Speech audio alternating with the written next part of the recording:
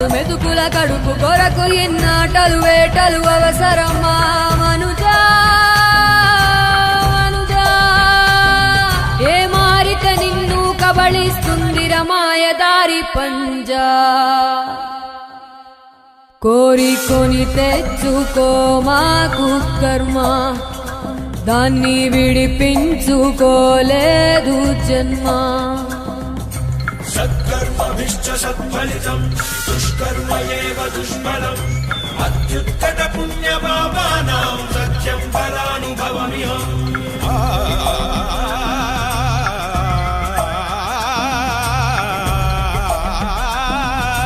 ఈ చోటి కర్మ ఈ చోటే